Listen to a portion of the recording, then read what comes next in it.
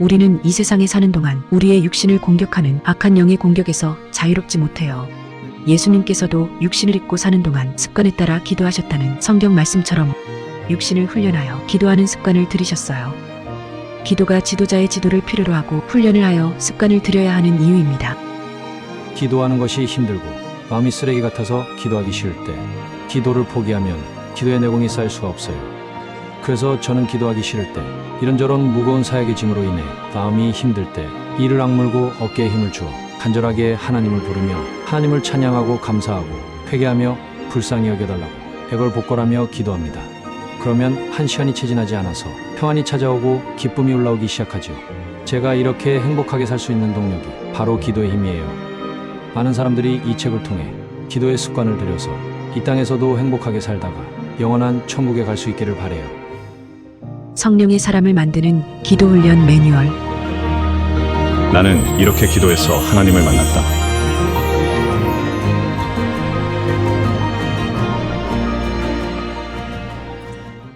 오늘 계신 하나님 말씀은 고린도후서 9장 6절에서 11절을 찾아보겠습니다. 고린도후서 6장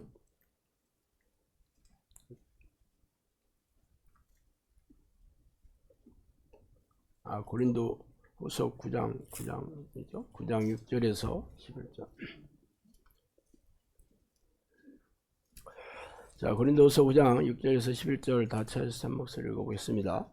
이것이 곧 적게 심는 자는 적게 거두고 많이 심는 자는 많이 거둔다 하는 말이로다. 각각 그 마음에 정한 대로 할 것이요 인색함이나 억지로 하지 말지니 하나님은 즐겨내는 자를 사랑하시느니라. 하나님이 능히 모든 은혜를 너에게 넘치게 하시나니 이는 너희의 모든 일에 항상 모든 것이 넉넉하여 모든 착한 일을 넘치게 하려 하심이라. 기록된 바 그가 흩어 가난한 자들에게 주었으니 그의 의가 영원토록 있느니라 함과 같으니라. 심는 자에게 씨와 먹을 양식을 주시는 이가 너희 심을 것을 주사 풍성하게 하시고 너희의 의의 열매를 맺게 하시리니 너희가 모든 일에 넉넉하여 너그럽게 형벌을 하면 그들이 우리로 말미암아 하나님께 감사하게 하는 것이라. 아멘. 하나 더 찾아보겠습니다. 마태복음 24장 45절에서 51절까지. 마태복음 24장 45절에서 51절.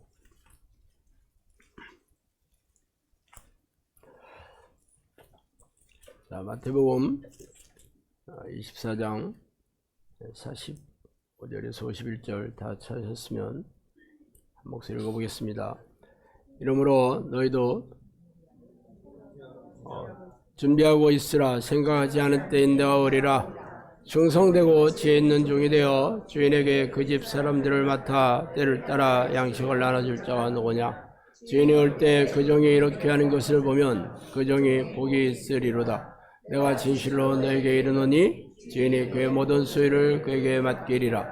만일 그 악한 종이 마음에 생각하기를 주인이 더디오리라 하여 동료들을 때리며 술 취는 그들과 더불어 먹고 마시게 되면 생각하지 않은 날 알지 못하는 시각에 그 종의 주인이 이르러 엄히 때리고 외식하는 자가 받는 벌에 처하리니 거기서 슬피 울며 이를 갈리라. 아멘.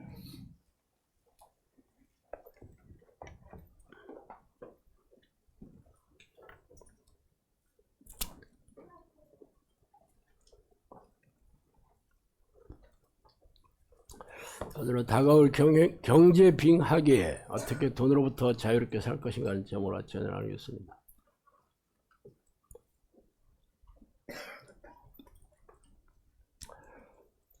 제가 틈만나 말씀드린 대로 지금 이 종말의 때가 각각 시시각각으로 다가오고 있다. 심판의 날이 초일께 들어왔다. 그렇게 제가 말씀드리고 있습니다.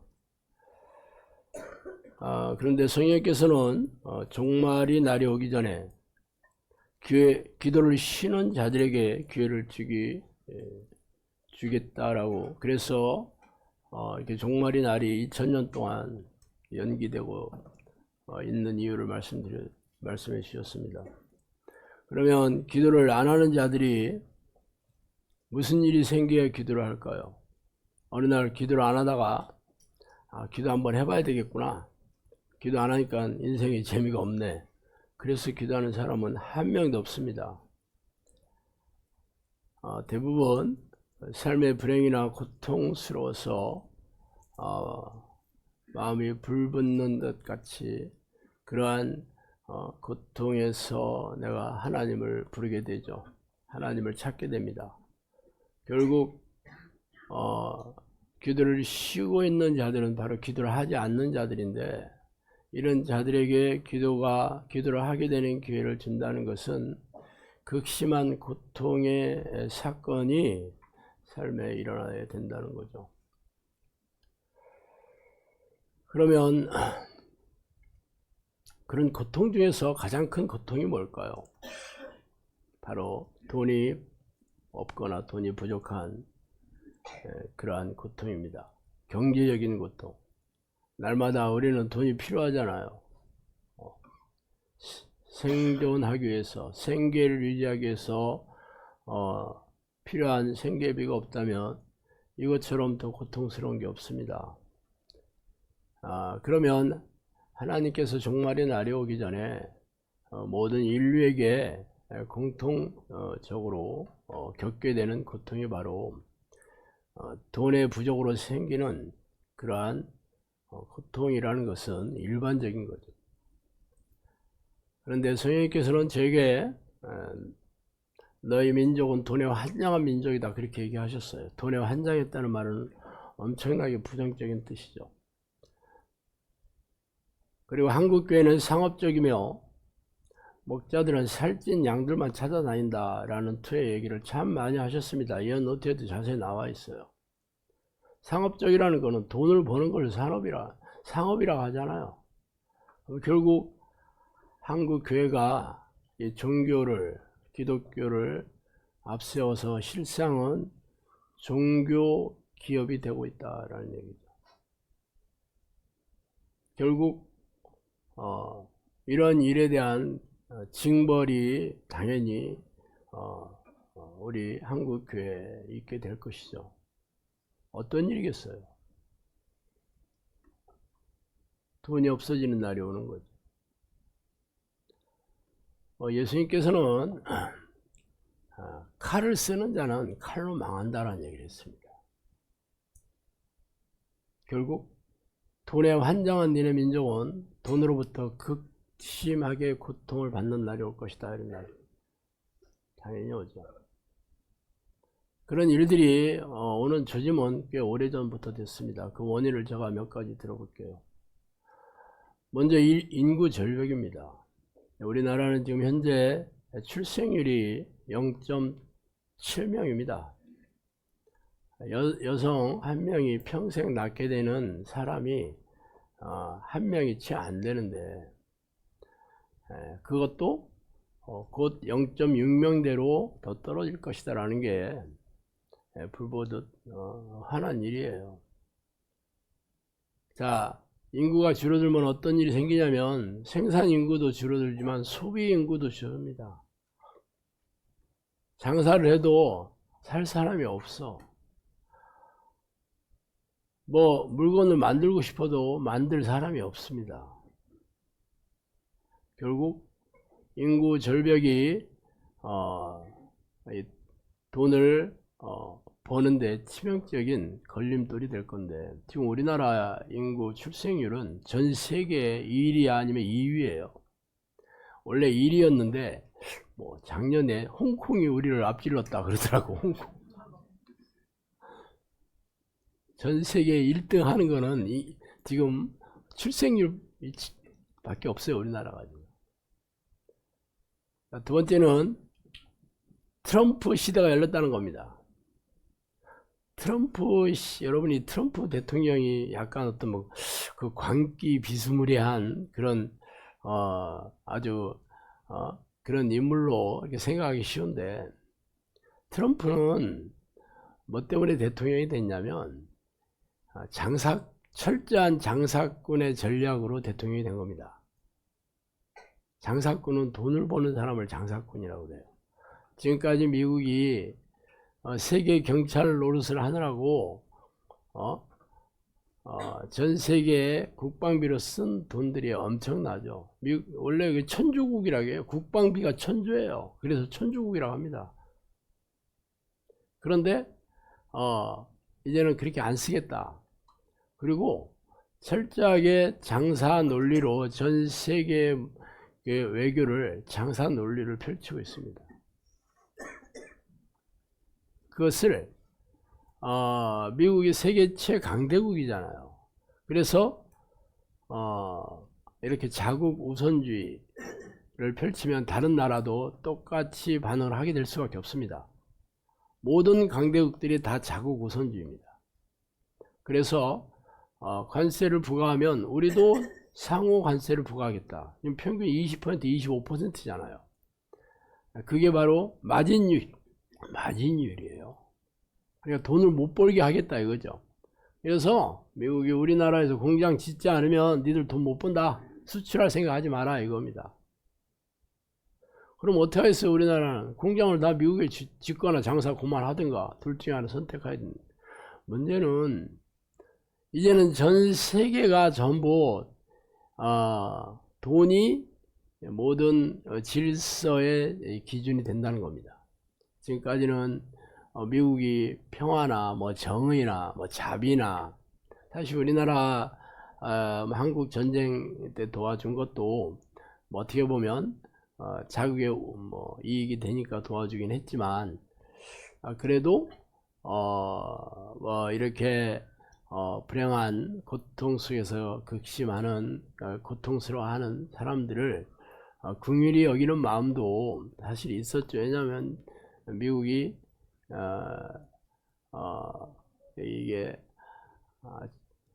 이게 하나님의 그 선물이었잖아요. 청교도들이 메이플라워를 타고 영국에서 미국에 가서 정착해서 진짜 하나님을 믿는 신앙을 자유롭게 하겠다 해서 세운 나라가 미국이잖아요. 세상은 많이 변했지만 그러한 가치관이 여전히 흐르고 있었던 것도 사실이죠. 미국에는 대통령 선서할 때 성경을 손에다 얹고 선서하잖아요. 그런 전통도 있었고 뿌리도 있었는데 이제는 그게 사라졌다는 얘기입니다. 이제는 하나님이 세우신 그런 기독교의 원칙이나 그런 원리들이 아니고 철저하게 돈의 원칙으로 가겠다라는 것을 온 세계에 지금 선포한 겁니다. 그것을 말하자면 만몬의 영을 섬기겠다 이런 얘기죠. 그것을 아주 전 세계에 선포를 하고 이제는 모든 나라들이 돈 우선주의로 갑니다. 돈이 안 되면 어제까지 동맹이었고 친구였다 하더라도 하루아침에 얼굴 바꾸는 거죠.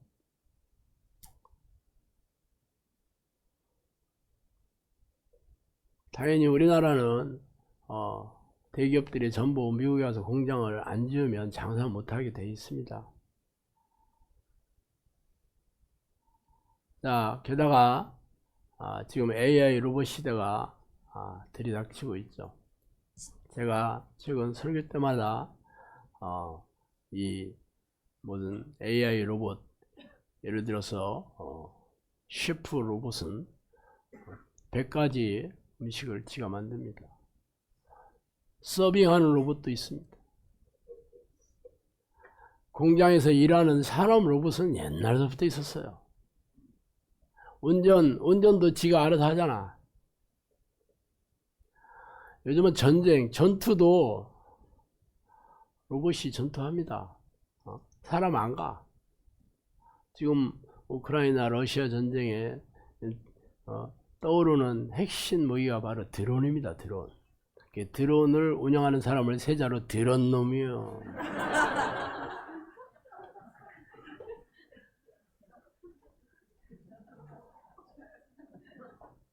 직접 전쟁터에 안 가요. 컴퓨터 두드리고 있으면 지가 알아서 날아가서 폭탄 떨어뜨리고 총 쏘고. 공중에만 있는 게 아닙니다. 이제는 로봇 개가 기관총 장착하고 폭탄 들고 뛰어다녀요. 그런 시대가 됐어요. 그러면 무슨 일이 생겼다는 거예요? 사람이 할 일이 없어졌다는 거죠. 사람이 할 일이 없어졌다는 거죠.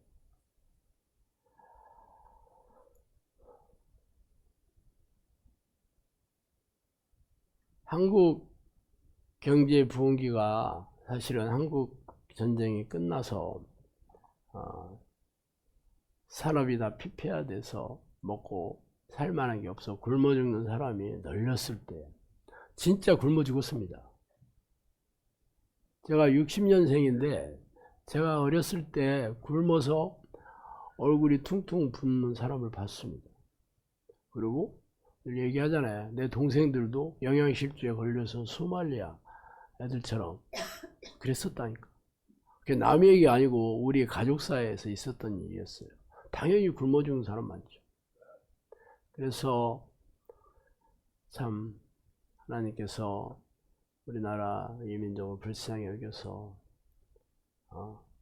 교회에 나가서 울부짖는 기도를 들으셔서 경제 부흥, 한강의 기적이라고 불리는 놀라운 경제 부흥을 일으켰더니 어떤 일이 생겼어요? 돈에 환장했다는 거예요. 앞으로 70년대, 80년대의 경제 부흥은 다시 안 옵니다. 이제는 그런 일들은 역사책에서나 보게 될 겁니다. 사실 선진 기술, 핵심 기술은 선진국에서 절대 안 놓습니다. 지금 AI 핵심 기술 어디서 갖고 있어요? 미국, 중국 이런 데서 갖고 있잖아요. 챗 GTP가 오픈 AI라는 회사에서 만드는 건데 요즘은 그거 가지고 전부 공부하고 레포트 쓰고 논문 쓰고 기업에서도 그거 가지고 다 해요. 사람들한테 안 물어봐. 응? 안 물어본다니까. 이제 시작이에요. 모든 기계 로봇에 AI 컴퓨터 설계 칩이 들어가 있습니다. 그거를 핵심 기술이 선진국에서 갖고 있다는 거야. 그래서 이번에 중국에서 딥시크라는 AI 프로그램 만들으니까 난리치고 있잖아요. 지금 가성비 뛰어나다고 하면서 우리나라는 구경만 하고 있어요 지금. 그리고 이런 노동력 같은 경우는 당연히 중국에서 지금 베트남이나 태국이나 이런 데로 넘어갔잖아요. 다 거기 생산하잖아. 우리나라에서 하는 게 뭐 있어? 여러분 옷 뒤집어 봐요. 전부 메이드 인 베트남이지. 전에는 차이가 좀 난다고 해서 메이드 인 차이나 있잖아. 요즘은 차이도 안 나. 그래가지고 베트남 옮겼어요. 차이 안 난다고. 그러니까 가성비를 따라갈 수 있겠어요? 그 나라 노동력에 비해서. 핵심 기술들은 결국 미국이나 이런 데서 받아 써야 되고. 그 뭘로 가지고 경제 부흥이 되겠어? 끝났지. 게다가 허드렛 일 맞아 지금 외노자들 다 쓰고 있잖아요. 이번에 필리핀 파출부들 300만 원씩 준다고 하더라고. 왜 300만 원 주는지 알아요? 한국 사람 안 하니까. 300만 원 준대도 안 하니까. 그러니까 말 잘 듣는 필리핀 아줌마들 교육시켜가지고 쓰는 거예요. 허드렛 일도 이제는 할 자리가 없어. 지금 이 시골에 이 농장에 대부분 전부 외노자들 있잖아요. 그래서 이 시골 면 단위에도 인력사무소가 있어. 금왕에 가면 만류인력이라고 있어요. 만류인력. 인력사무소 이름 기가 막히게 좋대. 만류인력이라고. 뉴턴이 거기 사장인가 봐.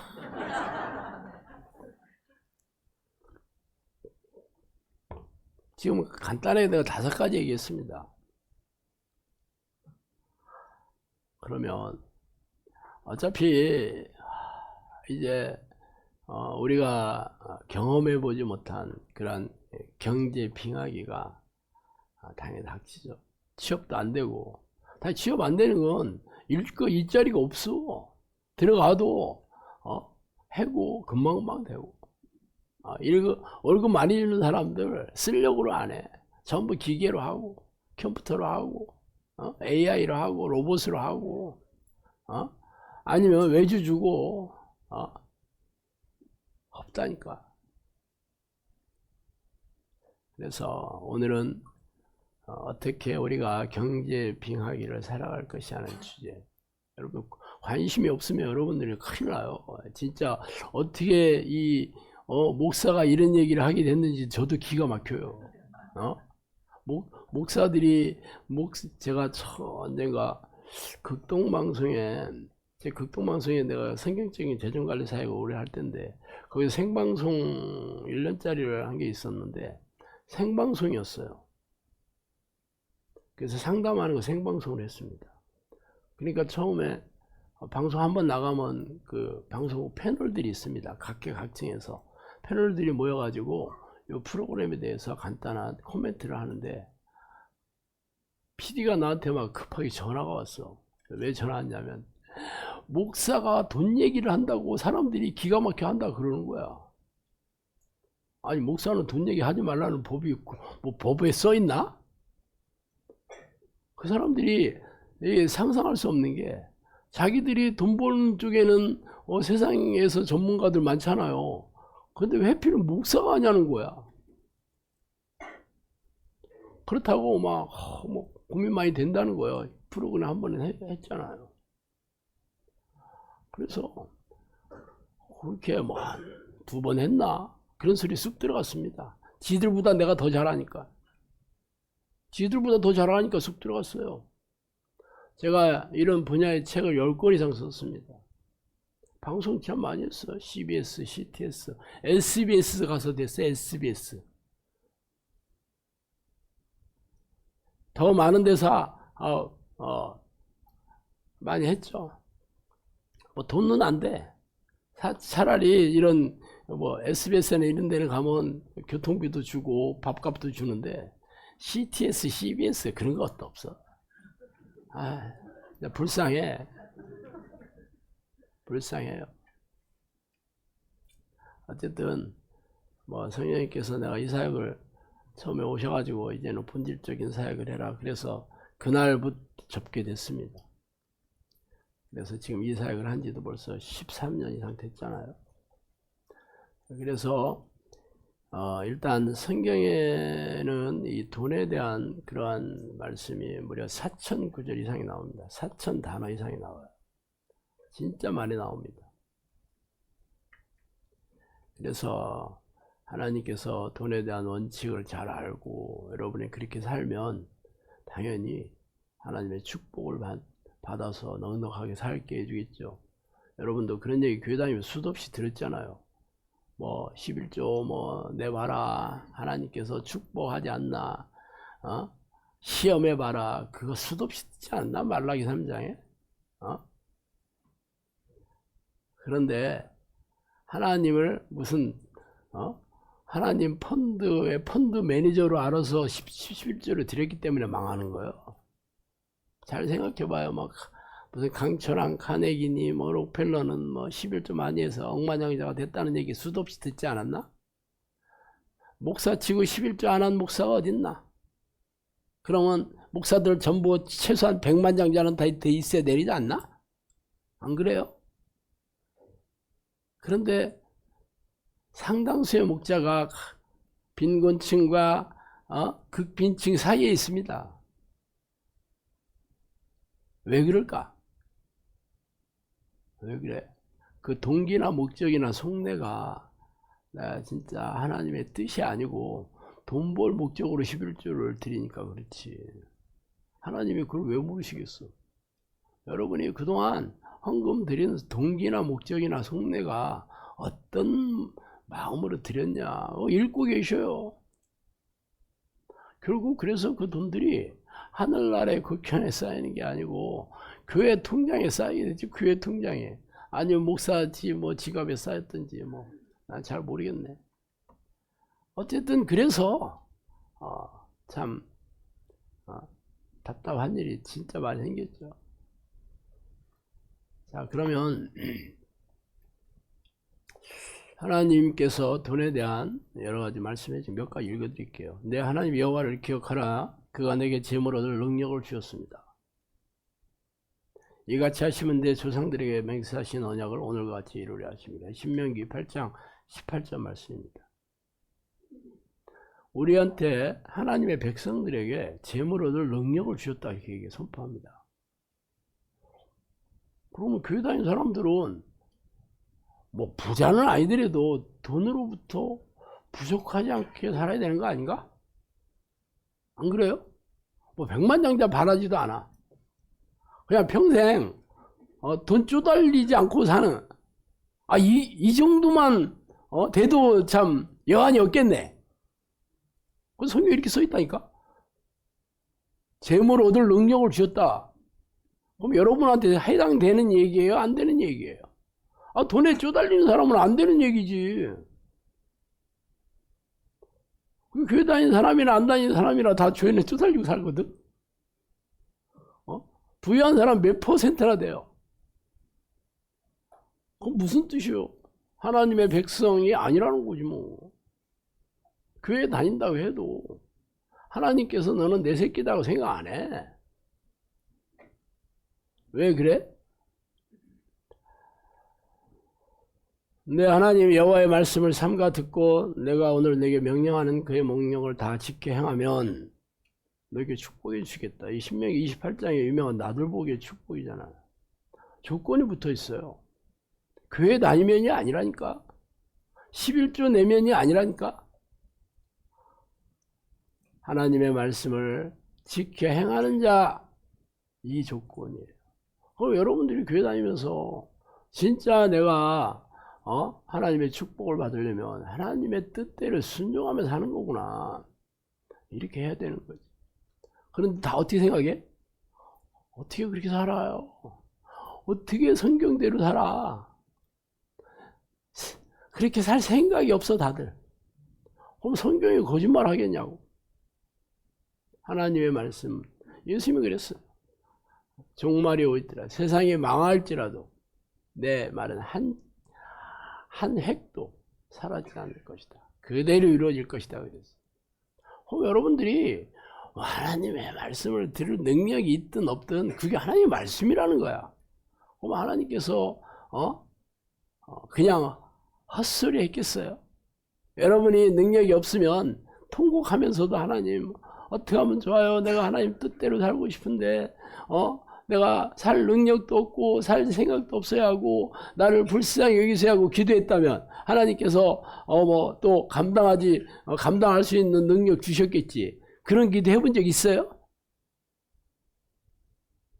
목사서부터 다 교인들까지 똑같으니까. 목사가 그런 거 아나? 선생님께서 그랬습니다. 선생이 지옥에 가면 학생들은 말할 것도 없다 그랬습니다. 그러면 목사가 가난하면 교인들은 말할 것도 없다. 그 뜻 아니야? 목사도 대부분 가난하다고 얘기했잖아요. 미자립 교회가 전부 절반은 미자립 교회 그 조건이 뭐냐면 1년 월 수입, 교회 재정 수입이 2천만 원이 안 되면 미자립 교회입니다. 2천만 원. 한 달에 180만 원. 180만 원 가지고 월세 내고 점심도 먹어야지. 봉고차 한 대 굴려야지. 그러면 사례비 나와 안 나와? 생활비 나와 안 나와? 목사 안 나오지. 그러니까 극빈층이요. 빈곤층이고. 그게 그래도 대충 큰 교단의 55%만 그랬다. 내가 옛날에 책 쓸 때 자료 모은 게 그랬습니다. 옛날 얘기긴 해요. 지금은 더 안 좋아졌지 뭐. 요즘 교회도 부익부 빈익빈이잖아. 대형교회, 중견교회 빼놓으면 전부 별거 없어. 왜 그래? 얘기하잖아. 하나님의 뜻을 순종할 생각이 없어. 지존자 연밀한 곳에 거주하며 전능자의 그늘 아래 사는 자여, 나는 여호와를 향하 말하기를 그는 나의 피난처여 나의 요새여 내가 의뢰하는 하나님이라 하리니. 지존자의 그늘 아래 있으면 하나님께서 다 피난처 지켜 보호해 주겠다. 그죠? 슬기로운 자는 재앙을 보면 숨어 피하여 어리석은 자는 나아가다 해를 받느니라. 잠언 두 곳에 그대로 나옵니다. 한 군데도 아니고 두 군데 나와요. 몇 가지 제가 얘기했어요. 자, 그러면 교회 다닌다고 해서 하나님께서 재물 얻을 능력을 주시고 돈을 구멍 뚫린 지갑 되지 않게 해주시고 돈이 날아가게 안 해주시고 넉넉하게 재정적인 문제 생기지 않게 해주겠다, 그 얘기 아니오. 그러면 돈에 대한 하나님의 뜻, 내가 오늘 두 군데 얘기했어요. 두 군데, 오늘 말씀 두 군데 찾았죠. 하나는 고린도후서 말씀인데, 심는 자에게 씨와 먹을 양식을 주시는 이가 너에게 심을 것을 주사 풍성하게 하시고 의의 열매를 맺게 해주신다는 말씀과, 충성되고 지혜 있는 종이 되어 주인에게 그 집 사람들을 맡아 때를 따라 양식을 나눠줄 자가 누구냐는 마태복음 24장 말씀입니다. 자, 그럼 봅시다. 돈에 대한 하나님의 뜻은 먹을 양식과 의로운 열매를 맺는 씨앗으로 주신다겠어요. 먹을 양식이 생계비지 뭐. 돈 벌면 생계비로 주시는 거잖아. 또 하나는 뭐요? 의로운 열매를 맺는 씨앗으로 주신다겠는데, 돈에 대한 의로운 열매를 두 군데죠. 선교와 구제에 사용한 돈입니다. 이게 돈에 대한 하나님의 의, 씨앗으로 주면 하나님께서 30배, 100배, 5000배, 10,000배 주시겠다. 그럼 여러분이 벌어들이는 돈들은 이 두 가지 목적으로 사용돼야 된다는 거잖아. 생계비와 구제와 선교에 쓰는 돈, 이 두 가지 목적 외에는 없다, 이렇게 성경 얘기하고 있어요. 물론 생계비는 사람마다 좀 다를 수 있습니다. 최소한 꼭 생존하는 데 필요한 돈일 수도 있고, 하나님 원래 넉넉하시는 분 아닌가. 누르고 넘쳐서 흔들어서, 옛날에 그 쌀을 말에다 대면 딱 깎아서 이렇게 하기도 하고, 아니면 그냥 대충 이렇게 해서 조금 넉넉하게 이렇게 돼서 대주기도 했어요. 바로 그 뜻입니다. 요즘 여러분들이 이렇게 쌀을 말에다가 대는 걸 못 봤기 때문에 그게 무슨 뜻인지 다 이해가 안 가는데, 넉넉하게, 하나님은 항상 넉넉하신 분입니다. 그러면 진짜 최저 생계비보다는 훨씬 더 주시겠다는 거잖아. 최저 생계비만 주시겠다는, 그런 분은 원래 넉넉하게 주시겠다는 거는 넘치도록 주시겠다고 늘 했으니까. 그러면 여러분이 먹고 사는데 충분한 돈 외에 다른 돈을 구제와 선교의 의로운 열매를 맺는 씨앗으로 사용해야 되는데, 여러분 그렇게 쓰고 있어요? 그렇게 쓰고 있냐고. 그렇게 안 쓰면 어떤 일이 생겨? 너는 내 돈을 갖다가 네 멋대로 쓰네. 내 돈이라고 얘기합니다, 하나님은. 왜? 너는 내 거잖아. 내가 만든 사람. 고대 시대 노예의 재산은 없습니다. 전부 주인의 소유였어요. 고대 시대 노예는 자기의 소유가 없어. 만약 애를 낳는다, 그래도 얘도 노예입니다.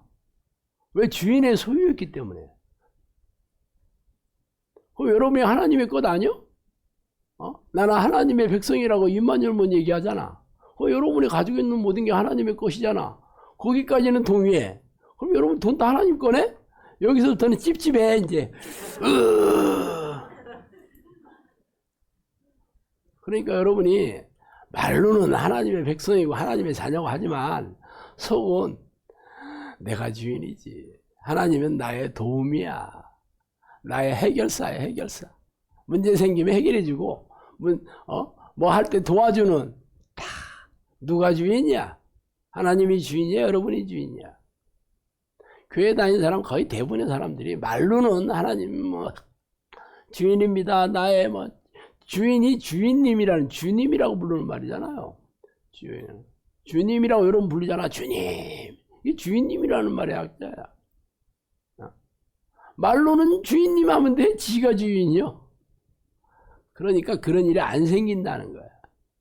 하나님이 여러분 속내를 잘 알고 계시기 때문에 너는 나를 만홀히 여기는구나, 우습게 여기는구나, 네가 나를 가지고 장난을 치는구나, 이렇게 생각한다니까. 근데 무슨 축복이 있어? 축복이 있고. 자, 그러면 자, 이게 그래, 그래.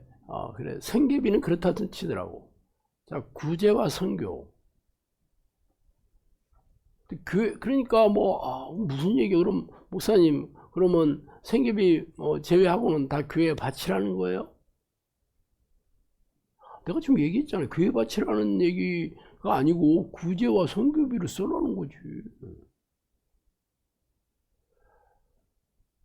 선교가 무슨 뜻인지 알죠? 복음을 전하는 일에 쓰는 게 복음이요, 미션에 사용되는 거.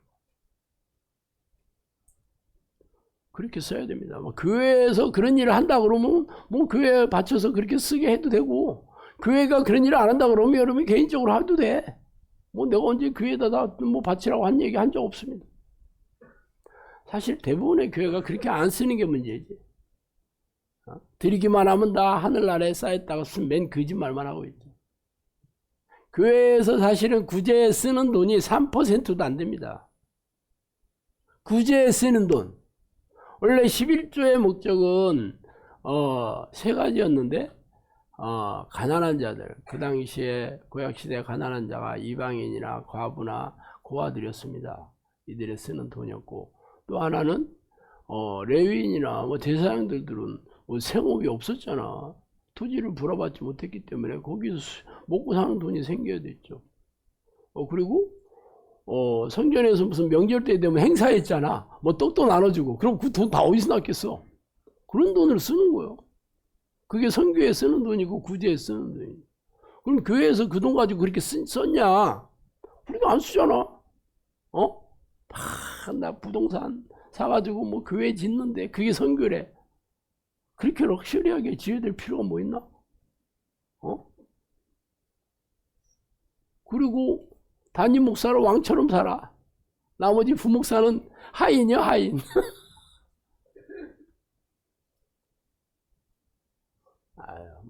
내가 담임 목사로서 이런 얘기 할 건 아니지만 그렇다고. 어떻게 잘하냐고요? 제가 CBS에서 상담을 1000건 이상 했습니다. 거기에 목사 사모들이 11조 상담 엄청나게 했습니다, 저한테. 그 내용들이 뭐였는지 알아요? 아니, 우리는 10에 2조, 3조까지 드리는데 왜 우리는 이렇게 찢어지게 가난하게 사는 거야? 그 얘기였어요. 그걸 어디 가서 나 물어보겠어, 어디 가서? 저한테 물어본 거지. 저한테 많이 물어봤습니다.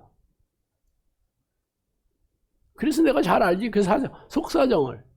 내가 재정관리 책 처음에 쓴 게 사례집을 낸 거였어요. 상담한 사례집.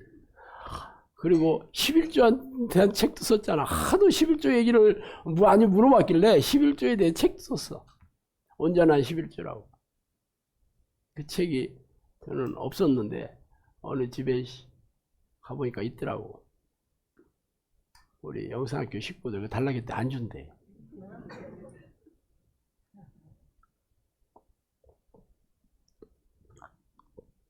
그래서 여러분이 그러한 마음으로 지금까지 돈을 사용하지 않았고, 그렇게 사용하지 않았기 때문에 하나님이 돈 버는 능력을 안 줘요. 그러니까 내 힘으로 사는 거예요. 힘들지 맨날. 하나님을 안 믿는 사람들도 돈 벌어요. 하나님을 안 믿는 사람들도 부자들 많다고. 하나님하고 상관없이 그냥 하나님께서 세우신 원칙대로 그냥 돌아가는 거야. 도와주지 않습니다. 보호해 주는 일도 없어요. 그러니 불행한 사건도 많이 일어나고 망하는 일도 많고 거지 되는 일도 있고 수도 없잖아. 잘 됐다가도 망하고. 나중에는 돈에 쪼들리고 사는 사람 널렸지. 하나님이 안 도와주니까 귀신들이 아주 잡아먹지. 세상 사람들을 보면 돼. 교회에 다니는 사람과 똑같다니까. 하나님이 안 도와주고 하나님이 지켜주지 않습니다. 왜? 하나님의 뜻에 순종하지 않으니까. 사실 11조 많은 사람들이 저한테, 제가 그 동영상도 많이 띄우고 그러니까 아마 저한테 반박한 사람 굉장히 많습니다. 왜 율법의 11조를, 왜 11조는 왜 율법, 구약의 율법인데 왜 신약 시대에서 드려야 되냐, 이 얘기 참 많이 했어요. 신약 시대의 율법이 그냥 폐지가 된 거지 아주 사라진 게 아니에요. 율법의 정신들은 전부 살아 있습니다. 안 그래요? 십계명 봐. 내 부모를 공경하라. 이거 율법이니까 없애졌나? 정신 다 있잖아요. 단지 음식법이니 제사법이니 이런 행위들은 이게 정신하고 별 상관이 없는 거지. 그렇잖아. 그럼 내가 지금 얘기했잖아. 11조를 제정한 목적이 뭐야? 가난한 자들을 구제하기 위한 목적이었고, 그리고 복음을 전하는 데 필요한 선교에 쓰는 돈들. 그러면 11조의 정신이 없어졌나 사라졌나? 그래서 예수님이 뭐라고 했어요? 바리새인들한테 니들이 박하와 근처와 회양에 11조를 드리되 의와 신과 자비, 의로움과 사랑과 믿음에 대한 11조 이게 없다 그러면서 이것도 하고 저것도 해라 그랬잖아요. 그게 정신이 살아있다는 거잖아. 근데 바리새인들은 11조 내가 일주일에 2번씩 11조 내고 뭐 금식하고 요거 아주 자랑거리로 삼았잖아. 그러니까 11조를 내는 네 목적이 뭐냐? 의도가 뭐냐? 그리고 네가 11조를 내면서 진짜 사랑으로 믿음으로 사냐? 안 사면 11조 내야 소용없어요. 왜 그렇게 얘기하셨다고. 그런데 뭐 11조가 사라졌다는 거야. 사실 11조는 원래 율법이 있기 이전에 처음에 아브라함이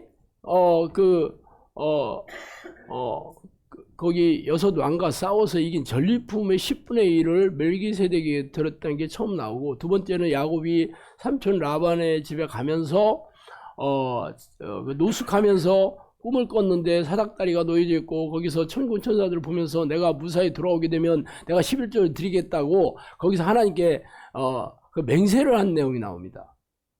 그래서 자기 아들 12명한테 그 얘기 했겠어 안 했겠어? 자기도 했겠지? 안 했겠어? 그런데 무슨 11조가 율법의 조항이라는 거야.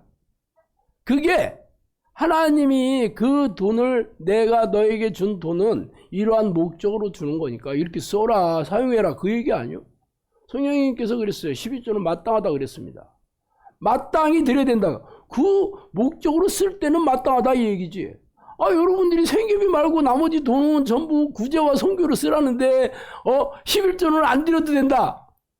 물론 여러분이 드리는 그 교회가 그렇게 쓰는지 그거는 여러분들이 분별해야 될 목적이지. 그렇지만 여러분은 그 목적으로 사용해야 되는 건 맞아. 그게 뭐 교회가 됐든지 어디가 됐든지 뭐 선교단체가 됐든지 내가 그런 건 얘기 안 해요. 그럼 여러분이 알아서 들으면 되는 거지. 근데 여러분이 11조는 없어도 된다. 이제는 내 돈 내 맘대로 써야 된다. 성경 어디 그런 얘기 있어? 11조 안 드리는 사람들이 진짜 이 돈 내가 생계비 말고는 나 하나님의 것이라고 생각하겠어? 속이 뻔하게 들이다 보이지. 저는 제가 영상학교는 당연히 봉투에 이름 쓰라고도 안 하고 공개도 안 하고 다 은밀히 드려라. 자발적으로 드려라. 기쁜 마음으로 드려라. 이 원칙대로 내가 그러면 강조합니다. 난 누가 11조 냈나 안 냈나 몰라. 그동안 우리가 종교단체에 가입도 안 돼서 비영리 단체였기 때문에 그냥 기부금 영수증 필요한 분들은 그냥 우리가 현금 영수증으로 떼어줬는데 이번에 종교단체에 다시 세무서에 가서 신고를 했습니다. 그래서 이제부터 여러분이 현금 내는 거 기부금 영수증 발행할 수 있어요. 그렇지만 돈 계산은 여러분이 해야 돼. 우리는 안 해. 얼마 냈는지 그 계산할 사무원이 없어 우리는. 그리고 은밀하게 드리라고 했는데 이름 다 쓰고 기부수용 영수증 받으려고 여러분이 이름 쓰는 거는 하나님 원칙하고는 좀 다르지. 물론 여러분이 그런 마음으로 드렸다고 내가 공개하지 않으니까 아무도 아는 사람은 없습니다. 그래서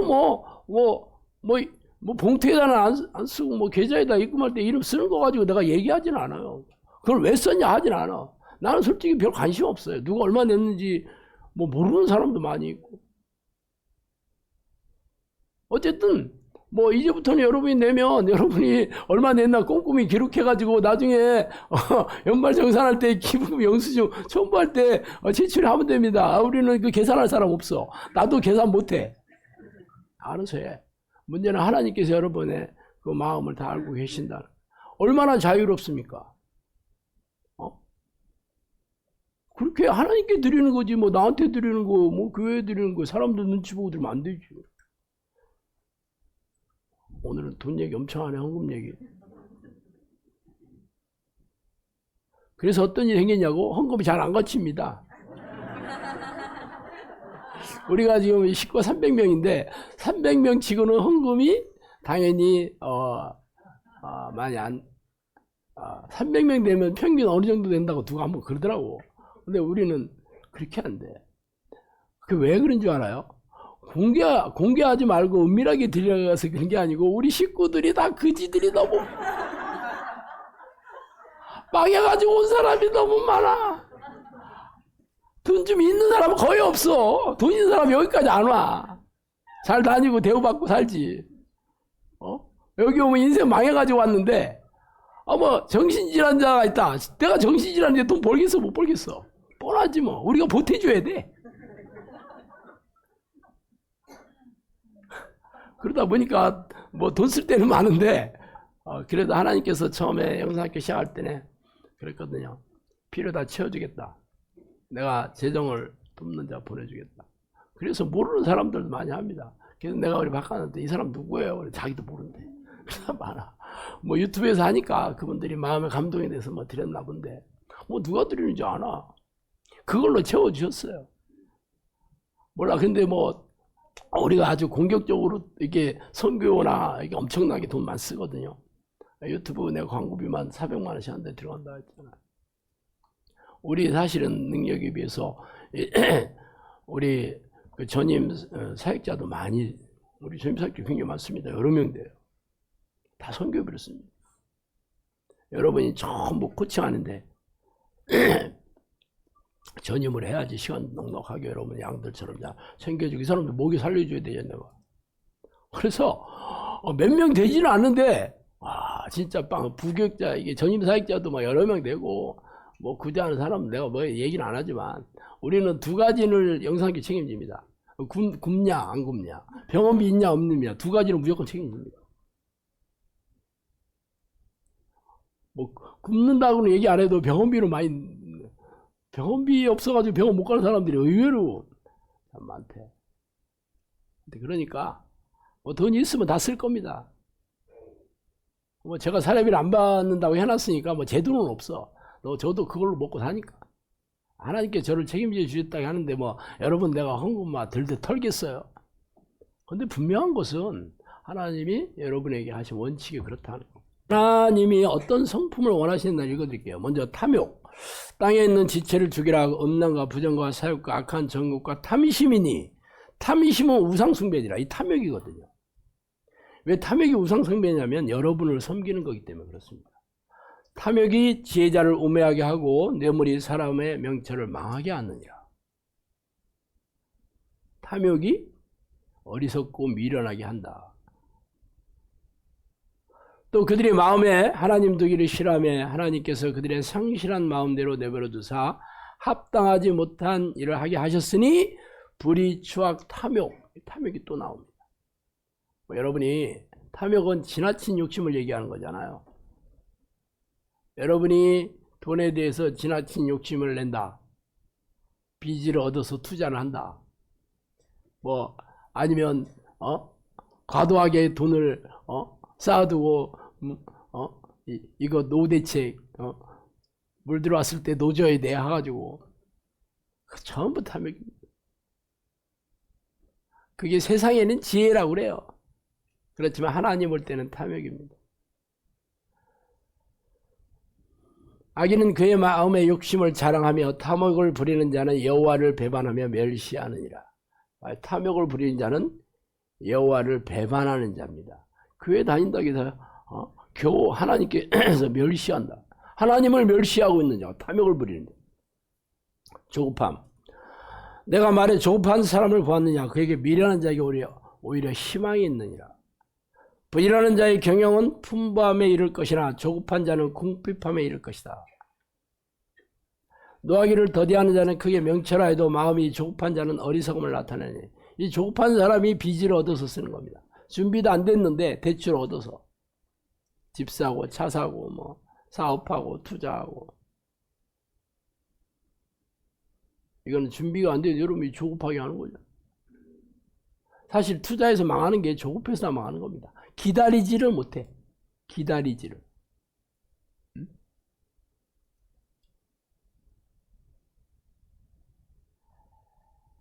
방탕함. 자기의 토지를 경작하는 자는 먹을 것이 많으려니와 방탕을 따르는 자는 궁핍함이 많으니라. 나저와 같이 단정행하고 방탕하거나 술 취하지 말며 음란하거나 호색하지 말라.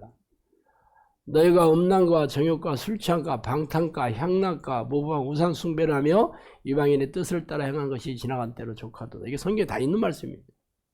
방탕하다는 건 뭐야? 여러분의 육체의 즐거움을 위해서 쓰는 거죠. 하나님이 주신 목적하고 상관없거든요. 쇼핑 중독. 방탕한 거죠. 뭐 술 마시고 뭐 이런 것만 방탕한 게 아닙니다. 여러분들이 여러분의 필요하지도 않은 것을 여러분의 육체의 즐거움을 채우기 위해서 쓰는 것들이 여러분이 마음에 손을 얹고 생각해 봐요. 이게 필요한 거냐 아니면 여러분이 원하는 거냐 이것을 선택하는 거죠. 필요한 거는 방탕한 게 아니에요. 근데 여러분이 원하는 거다. 필요하지 않은데 원하는 거야. 절제. 오직 성령의 열매는 절제가 들어가 있잖아. 그러므로 너희가 더욱 힘써 믿음의 덕을 덕의 지식을 지식의 절제를 저의 인내를 이게 베드로서에 나오잖아요. 또 감독은 하나님의 청지기로서 책망할 것이 없고 제 고집대로 아니하며 중에서 절제하며 나옵니다. 하나님의 그 교회 지도자들은 절제하는 동목이 있어요. 자족은 있는 것에 만족하는 거죠. 이게 탐욕과 반대편에 있는 거고 절제와 비슷한 얘기입니다. 그러나 자족하는 마음이 있으면 경건은 큰 이익이 되느니라. 내가 궁핍함으로 말하는 것이 아니라 어떠한 형편이든지 나는 자족하기를 배웠느니 나는 비천에 처할 줄도 알고 풍부에 처할 줄도 알아. 이 모든 일 배부름과 배고픔과 풍부와 궁핍에도 처할 줄 아는 일체의 비결을 배우느라. 내게 능력 주시는 자 안에서 내가 모든 것을 할 수 있느니라. 여러분 내게 능력 주시는 자 안에서 내가 모든 일 할 수 있느라. 이거 아주 막 집에다가 아주 막 모셔둔 사람 굉장히 많죠. 그래 맞아. 하나님이 내게 능력 줄 거야. 와 믿습니다. 어떤 능력이라는 거야? 자족하는 능력을 얘기하는 거예요. 무슨 돈 주는 능력이요. 그러니까 그냥 교회가 망하는 거예요. 말씀을 지가 다 비틀어가지고 아주 각색을 해가지고 내가 복음을 만들어. 내가 복음을 목사들은 네가 복음 만들어. 본인은 내가 복음 만들고.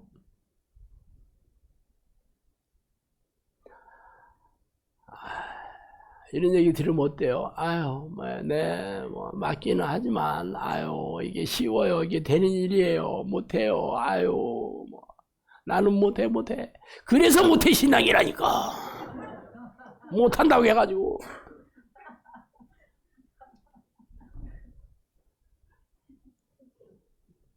어떻게 해야 되냐? 사람의 힘으로 안 되는 거지. 일단은 성경을 읽지도 않아서 그런 게 있는지도 몰라. 읽어지면 그런 게 있었나 보네. 또 넘어가. 머릿속에 들어오질 않아. 하나님의 말씀을 우습게 알지. 경멸하고 있어. 업신여기고 있어. 지가 원하는 말씀만 아멘, 덕담, 격려, 축복, 구원 이런 말은 아멘, 은혜 받았습니다. 그리고 이런 얘기하면 아휴, 저 목사를 잘라야 돼. 어떻게 해야 돼 저거? 저거 내보내야 돼. 어떻게 해야 돼? 그런다니까. 은혜가 안 되네. 은혜가. 그러니까 목사들이 그런 얘기 아니지. 자기도 목구멍이 검찰청인데 뭐 그런 얘기 하겠어? 또 잘리면 그 얘기 못 하잖아. 그러니까 맨날 뭐 하나님 여러분 축복하십니다. 하나님 사랑하십니다. 네 어째입니다. 저째입니다. 그렇게 하고 그거 뭐 아무 말 대잔치 평생 강단에서 하다가 그냥 내려오는 거야. 그러면 어떻게 해야 되냐? 하나님이 이런 능력을 주셔야 되는 거잖아, 말 그대로. 하나님이 이런 지혜를 주셔야 되죠. 하나님께서 돈 버는 능력을 주셨다는 게 노동력을 열심히 주셨다는 그것만 있겠어? 요즘은 전부 이 아이디어, 요즘은 좀 창의력, 통찰력, 이 세상이 이렇게 변화가는데 거기에 맞춰서 하려면 머리가 좋아야 되잖아, 한마디로. 그걸 하나님이 지혜를 주셔야 되는 거잖아. 그래서 하나님의 지혜와 명철을 얻어야 되는 거예요. 하나님은 세상을 지혜로 지으시고 지혜로 운행하시고 나라를 통치하시고 인간의 생사복을 주관하신다는데 그 지혜를 얻어야 되지 않나. 나도 내가 사업하다가 진짜 쫄딱 망해서 내가 10년 떠내려가다가 이 하나님을 부르는 기도를 하게 됐는데 내가 너무 억울해가지고 지혜를 구했다니까. 지혜가 없어서 망한 게 내가 인생 30대 초반에 망한 게 너무 억울했어요. 열심히 안 해서 내가 망했다 그러면 그래 게으르서 망했다 하는데 너무 열심으로 내가 살았거든. 공부는 그렇게 안 했어도 돈 버는 일에는 특심이었어 내가. 돈 버는 일에는. 그래서 빛의 속도로 망했다니까. 왜 망했냐고? 그 빚을 얻어가지고. 그래 10년을 떠내려왔는데 내가 그래서 이 지혜가 없으면 망했다는 걸 내가 깨달았어요. 그래서 내가 하나님을 부르는 기도하면서 지혜를 구했어요. 지혜. 억울해서 구했어. 억울해서. 내가 뭐 지혜를 가지고 뭘 어떻게 할 거다라는 건 없었지. 내가 기도를 한 거는 내가 뭐 나중에 하나님 나 빚 다 갚아주시고 인생 폼나게 살게 해주시오 이런 뜻으로 기도한 건 아니고 늘 말씀드렸잖아요. 이대로 살면 무조건 지옥이다. 지옥 가는 게 막 너무 진짜 억울하고 내가 너무 괴롭더라고. 내 삶을 보고 내 영혼의 상태를 보면 맨날 술 먹고 자는데 뭐 내가 무슨 천국이겠어? 또 옛날 얘기 좀 해서 그냥 거시긴 한데 술을 안 먹으면 잠이 안 오니까. 그런데 무슨 내 안에 하나님이 계시다는 거야. 그래서 내가 지혜를 구했습니다. 그렇게 10년을 구했잖아. 성령님 오셔서 내가 너한테 지혜 많이 줬다 그러셨다니까. 그래서 내가 제가요? 지혜를 많이 줬다 그러시더라고. 지식도 많이 주고 지혜도 많이. 그래서 내가 구체적으로 얘기하시더라고. 내가 히브리어를 속성으로 배울 수 있는 능력 내가 줬다. 글 쓰는 능력 내가 줬다. 내 입에 말도 내가 넣어준 것이다. 그렇게 얘기했어요. 그럼 열매가 있어야 되잖아. 내가 이거 성경, 내가 이 원어 성경 공부한 얘기 가끔 하잖아. 내가 우리 마누라 한 명 놓고 예배를 오랫동안 드렸거든요. 그래서 이런, 이 설교가 안 들어오잖아요. 신학교 나오면 그다음서부터 웬만한 설교 안 들어옵니다. 너무 괴로운 거야. 그래서 설 수 없이 이제 마누라 앞에 앉혀놓고 예배를 드린 지가 몇 년이 됐죠. 그런데 어느 날 어떤 생각이 드냐면, 그래, 목사는 다른 건 몰라도 성경만큼은 전문가가 돼야 되지 않나? 그러면 이거 원어로 된 거는 이거 무슨 뜻인지 알아야 되잖아. 그렇게 내가 그래 착한 생각을 하게 됐던 거잖아. 그래가지고 신학교 신대원 다닐 때도 겨우 읽는 걸로 읽고 끝나는 거거든. 읽는 것도 힘들어요, 그게.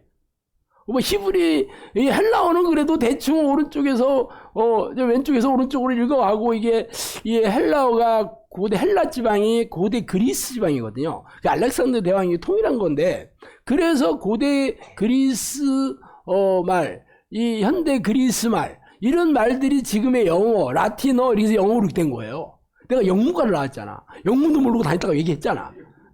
그러니까 이 라틴어에서 뭐 프랑스어나 뭐 이탈리아어나 뭐 독일어나 이런 게 뿌리가 똑같아. 우리나라가 이 한자가 사실은 뭐 일본어나 중국어나 비슷한 많지 한자. 전화 하면 일본말로 댕화거든요. 댕화하고 같게만 쓰면 전화를 겁니다. 그리고 중국말은 디엔화 이렇게 돼. 디엔화 이렇게 되잖아. 비슷하잖아. 원래 이 한자가 당나라 시대 때 한자입니다. 옛날 그러니까 지금 중국에는 현대 한자를 쓰거든요. 부통화라고 부동화라고 하는데 지금 그런 걸 쓰는데 우리는 그때 당나라 시대에 들어가 지금도 쓰는 거예요. 당나라 한자 쓰는 거야. 참 옛 것을 엄청 숭상하고 있지. 그런 것처럼 헬라어는 그렇고, 근데 히브리어는 그 전 이게 설화 비스무리해. 설화 문자 막 이게 여러분 아랍어 봤죠? 아랍어 그 개발 세발 지렁이가 막 이게 겨들어가는 그 문자 이게 무슨 언어야 이게 그런 거죠. 거기다가 이게 히브리어는 원래 이 발음을 어떻게 하는지 자음만 써놨어요. 자음만. 그래서 이 신학자들이 연구를 해서 거기다가 발음 기호를 그 밑에다 붙여놨습니다. 점 하나 찍으면 아, 두 개 찍으면 에, 이런 세 개 찍으면 우 이런 식으로. 그래서 그 밑에만 점이 무슨 점자책처럼 붙어 있지. 거기다가 이게 거꾸로 이게 읽는 거잖아. 이게 이쪽으로. 거기다가 옛날 그 언어들은 이게 굉장히 복잡합니다. 이게 법이라든가 화법 이런 것들 뭐 수동태 이런 게 태잖아. 이런 것들이 굉장히 복잡합니다. 희구법 이게 뭐 우리는 평생 들어보지 못한 법들도 있어. 그리고 발음도 예를 들어서 루아 우리가 이게 영이라는 말이 루아 후 혹은 루아라고 하는데 원래는 이게 후음이거든요. 루아 이렇게 돼야 되는 거야. 루아 이건 발음하기도 어려워. 발음하기도 이게 히브리어가 그렇거든요. 그런데 내가 이걸 공부를 해야 되겠다 그러고 내가 대전에 있었으니까 침신 때 그 책방에 가가지고 또 아마존에 또 막 그걸 공부하기 미쳤지. 우리 마누라가 뭐 하나 봤더니 책상에다가 돋보기 이만한 거 갖다 놓고 이게 굉장히 글자가 아주 꾀할 만큼 써 있거든요. 지금도 내 책상에 가면 이게 스탠드 돋보기가 있습니다. 스탠드 돋보기. 이게 들고 가기는 손 아프잖아. 그러니까 스탠드형으로 피부과에 가면 피부과 그 의사가 그 스탠드 돋보기에다 대놓고 손 좀 내보시오 하는 그거 옛날에는 없었고 그것도 여기 와서 산 거지. 그전에는 돋보기 들고 막 이게 하도 글자가 조만하니까 그거를 내가 막 몇 년을 공부를 한 거야. 나중에 성령님이 그러시더라니까. 내가 너한테 히브리어를 속성으로 빠르게 배울 수 있는 내가 준 곳이다. 그렇게. 그리고 책을 내가 수십 권 썼잖아요. 그전에는 일기도 안 썼거든요. 수십 권 썼잖아. 그 책 쓰는 능력도 내가 준 것이다. 꼭 내가 귀신을 쫓아나고 병 고치고 뭐 문제를 해결해주는 이런 능력만 있는 게 아니고 그거 나중에 성령님이 주셨다 그러면 열매로 여러분이 분별하면 되는 거예요. 이게 과연 성령님이 주시는 건지 아니면 신목사 지자랑으로 하는 건지 여러분이 분별하면 돼. 그러면 하나님이 저만 주시겠냐는 거지. 여러분도. 그럼 여러분이 지혜를 구해야 되잖아. 하나님 말씀대로 살고. 그 여러분이 지혜를 잠언을 봐. 지혜를 어떻게 얼마나 소중하고 귀중하고 이게 중요하다는 걸 알고 그냥 구하냐. 구하는 사람에게 주시겠다고 성경에 수없이 써 있잖아. 여러분이 지혜를 그렇게 구해요? 돈을 구하는 거 10분의 1만큼 지혜를 구해봐 한번. 지혜는 뭐 돈이나 좀 주시면 되지 뭐 지혜까지는. 근데 제가 지혜가 없어서 인생이 망한 게 너무 억울해가지고 지혜를 구하기 시작했어요. 그때 나중에 성령님이 오셔서 그랬어요. 저한테. 내가 너한테 책 쓰는 능력 줬고 히브리어를 속성으로 배우는 능력도 줬고 그리고 얼마나 많은 사람이 저한테 상담했는지 아세요? 내가 옛날에 그 재정관리 상담 내가 1000건 이상 했다고 그랬잖아. CBS에서. 재정뿐만 아니라 삶에 대한 그 라이프 코칭 모든 돈의 뿌리는 삶하고 연결이 돼 있더라고. 그래서 어떻게 살아야 돼? 이 라이프 코칭을 내가 또 사역을 해야 되겠다고 또 책도 여러 권 썼잖아. 제대로 해보지도 못하면서 책 여러 권 썼어요. 그래서 모든 거에 대해서 전부 원칙들, 하나님의 원칙은 어떻고 삶에 적용하는 거. 그거 하면서 내가 속으로 근데 나는 왜 이렇게 살지? 나는 왜 이렇게 사는 거야? 그게 나의 늘 의문점이었어요. 그러다 성령이 오셔가지고 드디어 지혜를 얘기하요. 그때부터 제 삶이 펴지기 시작했습니다. 이제는 어떻게 살지를 알아. 그런데 나는 뭐 이제 사역하니까 뭐 돈 벌 일도 없지. 그냥 여러분들을 내가 막 어떤 문제든지 다 상담 다 해주는 거야. 지금까지 저한테 상담한 우리 영상교 식구들 상담 안 하는 사람 거의 없어요. 돈 얘기 엄청나게 와서 했지. 집 팔아야 돼요, 안 해야 돼요? 이 회사 직장 그만 다녀야 돼요, 어떻게 해야 돼요? 또 망한 사람들 와서 내가 상담 안 해도 이거 해라, 저거 해라. 대인 관계에 대한 것들, 뭐 재정에 대한 것들, 뭐 여러 가지 뭐 하나님 지혜를 주셔서 열매가 있냐를 보고 판단하라니까. 제가 지금까지 우리 식구들한테 얘기한 게 과연 열매가 있냐? 뭐 붙잡아서 물어봐요. 영상교 오래 다닌 사람 치고도 신목사한테 가서 뭐 한 얘기 뭐였어? 그래서 뭐 어떻게 됐어? 물어보면 되지. 그게 진짜라면 여러분 이 지혜를 구해야 되겠어, 안 해야 되겠어? 지금까지 내 인생이 답이 없는 이유가 지혜가 없어서 그런 거지. 지혜가 없어요. 하나님이 세상을 다스리는 게 지혜로, 그분이 지혜의 신이잖아. 지혜가 얼마나 중요해. 성령님의 또 다른 이름이 지혜야. 여러분이 하나님을 구하는 거와 지혜를 구하는 거 똑같아. 잠언에 보면 지혜를 구하는 게 하나님을 구하는 거 똑같은 얘기예요, 그게. 그러면 여러분이 이 땅에서 솔로몬처럼 살아야지. 솔로몬은 하나님이 지혜를 주셔가지고 그렇게 살게 해줬잖아. 여러분도 솔로몬처럼 지혜를 구하면 우리 주시겠고, 저만큼 구하면 저처럼은 돼. 구해야 되겠어. 여러분이 인생이 왜 이렇게 안 풀리냐? 되는 일이 왜 없냐? 왜 망하냐? 지혜가 없어서 그렇지. 성경에 지혜롭게 사는 원칙이 쓴 책이 성경이요. 지금 내 얘기했잖아. 탐욕, 절제, 내가 이 얘기하잖아. 방탕. 이렇게 살면 어떻게 돼? 지혜가 없는 거지. 미련한 거지. 미련하고 어리석은 게 이게 죄를 짓는 거랑 똑같아요. 성경에는 죄인과 미련한 자를 똑같이 얘기합니다. 잠언 읽어봐봐. 죄인이라고 얘기 안 해요. 미련한 자 이렇게 얘기하지. 지혜로운 자와 미련한 자를 대비하지. 하나님의 백성은 지혜로운 자, 죄인은 미련한 자 이렇게 되는 거예요.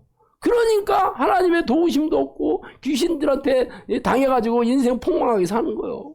내가 왜 이렇게 살았나, 뭐 내가 그때 이 사업을 안 하고 저 사업을 했으면 되는 건데, 뭐 어쨌는데 저쨌는데, 저놈 만나가지고 내 인생이 망했어. 뭐 본인이 지혜가 없어서 분별력이 없고, 그래서 지혜가 하나님 지혜가 되면 어떤 일이 되냐면 이게 생각나요. 나는 항상 어떤 일을 결정하기 전에 생각이 안 나면 생각날 때까지 결정 안 합니다. 기본적인 원칙들은 다 성경에 있잖아. 그래도 성경에서 얘기하지 않고 결정하게 되고 굉장히 많잖아요. 뭐 그렇지 않은 것들은 여러분이 지혜롭게 결정하면 돼. 예를 들어서 치과, 어느 치과 가야 되죠? 이 김치과에 가나 이 치과에 가나. 그러면 하나님 어느 치과에 가요? 뭐 그렇게까지 할 필요는 없잖아. 인터넷 뒤져봐봐. 아니면 동네 사람한테 물어보면 되는 거지. 그게 지혜로운 거지. 그걸 가지고 막 기도에 응답을 받나? 그렇지만 저는 내가 사역을 하면서 응답을 받아야 되는 거 맞죠? 돈도 많이 들어가야 되고, 한번 결정하면, 잘못 결정하면 손해를 보는 일도 있고, 그런 일이 있을 거 아니에요. 또 사역에 대한 건 하나님의 뜻인지를 내가 분별해야 되잖아. 그러면 항상 생각이 날 때까지, 생각이 나서 정리가 되면 그때 해요. 그럼 거의 대부분 그 열매가 있더라고. 그리고 또 내가 잘못 판단할 수 있으면 거기 딱 중단해요. 그리고 안 해, 더 이상. 근데 여러분들이 지금까지 내가 그렇게 하나님의 인도하심, 성령의 사람은 바람이 제멋대로 불면 어디서 어디로 가는지 모르. 이게 성령의 사람이다. 이게 자기 생각, 자기의 계획, 자기 뭐 이런 걸로 사는 게 아니에요. 성령의 인도하심을 받아 하는 건데, 그러면 일단 성경의 원칙들을 다 알아야 되지. 성경이 다 써놨잖아, 이게. 그대로 하고 하나님께서 여러분이 지혜를 주셔가지고 적용할 수 있는 능력 주시는 거예요. 그래서 열매가 맺히면 여러분은 잘 가고 있는 거고, 열매가 안 맺히면 아직도 기도가 부족한 거지. 여러분이 또 여러분의 생각으로, 여러분의 또 이게 세상에 이게 맞다고 하고, 그래 망하는 거예요. 평생 망하다 죽는 거예요. 영상학교는 절대 그래서는 안 됩니다. 저는 여러분에게 어떻게 성령의 인도하심을 받았다는 기도만 가르치지 않습니다. 삶에 적용하는 거 철저히 가르칩니다. 애들 공부하는 것도, 애들 어떻게 하는 것도 내가 다 얘기해 주잖아. 그러면 세상에서 최고의 인생을 살아가야 되는 거야. 하나님이 전지전능한 분 아니에요? 그럼 여러분이 하나님의 백성이고 하나님의 자녀가 하나님의 종이라면 성경의 위인처럼 살아야 돼요. 내가 어제도 얘기했잖아요. 내가 너를 모세와 같은 지도자로 했었으면 모세와 같은 지도자로 배출해라고 했으면 여러분들이 다 모세와 같은 지도자가 돼야 되는 거잖아. 근데 어디서 나오는 거게? 하나님의 지혜에서 나오는 거잖아. 전부. 성령의 능력에서 나오는 거 전부. 지혜도 능력이지 뭐야. 열매로 분별하셔요. 나는 있는데 여러분 없다고 그러면 여러분이 지금 문제되잖아. 내가 없다고 그러면 이 신목사 저거 사기꾼이나 하고 도망가야 되는 거지. 지금까지 있어야 중요한 게 오늘도 있어. 오늘도 나와야 되고 매일 나와야 되는 거야. 이거는. 이게 대단하지 않나? 왜 취업이 안 되지? 왜 하는 일마다 직장에서 이게 나는 왜 이렇게 직장에서 맨날 이게 한직만 저들고 이게 인정 못 받지? 지혜가 없어 그렇지. 하는 일마다 잘 돼가 탁월한 아이디어를 주시고 통찰력 주시고 사람 붙여주고 환경 열어주고 하는 일마다 잘 돼. 제가 사역하잖아요. 난 시골에 있어도 노인네들만 있는데도 하나님께서 도와주시니까 지금 잘 되고 있잖아. 잘 되는 게 꼭 사람들이 많이 모였다는 것보다도 영혼 건사요. 사람들의 문제도 해결해주고 영혼의 문제, 삶의 문제, 육체 문제 다 해결해주고 지금 우리가 이 시골에서 우리가 전 세계 영혼을 구해낸다 하고 지금 그러고 있잖아. 영어 책도 지금 출판하고 있잖아. 2번이나 출판해서 계속 출판할 거예요. 영어로 된 웹사이트도 있지. 영어로 된 유튜브 동영상도 띄우고 있다니까. 내가 한국말 가지고도 얘기도 안 해. 이 시골에서 기가 막히지. 이게 하나님 열매를 맺게 해주시니까 이게 가는 거지. 이게 없으면 이게 미친 짓 아니겠어요? 근데 여러분 개인의 삶은 말할 것도 없지. 다음 주에 또 다른 얘기 해줄게.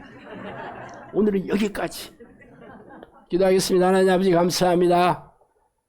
하나님 이제 앞으로 고통하는 때가 오고 재정적인 이 너무 극심한 환난의 때, 고통의 때가 온다는데 하나님 우리가 이 때에도 고센 땅처럼 우리를 보호해 주시고 지켜 주실 줄로 믿습니다. 하나님 우리가 어떻게 해서 하나님의 뜻대로 살면서 하나님의 도와주심 할지 우리가 지혜를 주시고 능력을 주시고 지혜를 주시고 원합니다. 늘 기도할 때 저희들에게 탁월한 지혜와 능력을 허락하여 주시옵소서. 예수 그리스도 이름으로 기도합니다.